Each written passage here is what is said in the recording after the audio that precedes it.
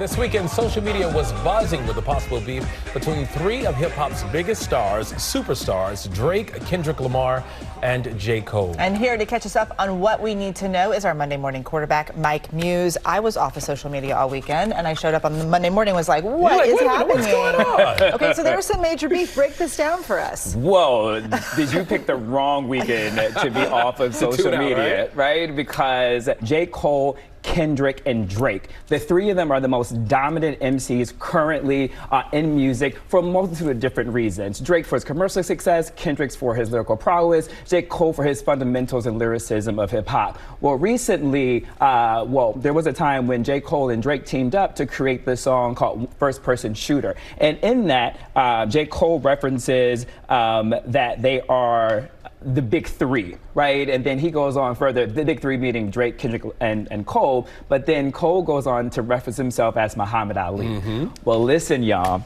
Kendrick Lamar did not like that at all. I mean, Kendrick Lamar has a Pulitzer Prize, right? And so what Kendrick did was on a Friday, he teamed up with Future and Metro Boomin, who was a hip hop producer, and did a credible 16 bars and said, there is no big three, it's just me. And it took off. It took off, and then the world got to talking, Eva. But wait, there's more, as I love to say. The following week, J. Cole came out with his response to Kendrick Lamar.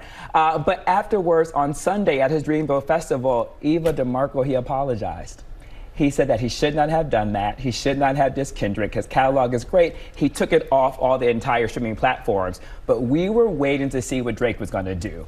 And on Friday, we all waited. Music Friday, nothing happened. But on Saturday, a diss track released. Kick back up.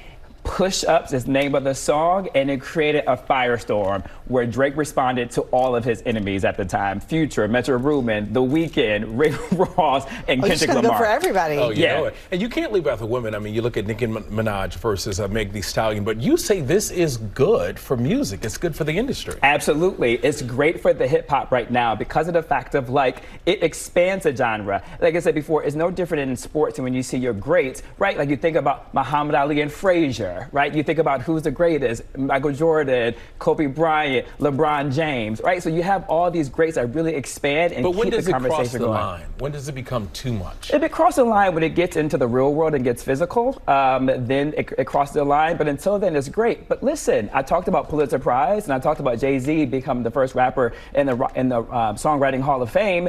This is no different. Hip hop is American literature. Hip hop is founded on allegories, alliterations, metaphors, and when you think about the feuds that's happened in American literature, all from the greats, from Ernest Hemingway, Fitzgerald, they had feud. Hemingway said, quote, if he could have had fewer pompous musings and a little sounder education, it would have been better maybe, talking about his literature. And then we have Proust and Lorraine. Lorraine says, one of those pretty little society boys who managed to get themselves pregnant with literature, to which they had a dual DeMarco, which then goes too far. So in literature, it's already been established. Mike, thank you. Well, what we know is the drama will continue, and we will be here for it. Thank you, Mike Muse. Let's go. We'll see you next week for our next Monday morning quarterback. Well, hey there, GMA fans. Robin Roberts here. Thanks for checking out our YouTube channel. Lots of great stuff here. So go on, click the subscribe button right over here to get more of awesome videos and content from GMA every day, anytime. We thank you for watching, and we'll see you in the morning on GMA.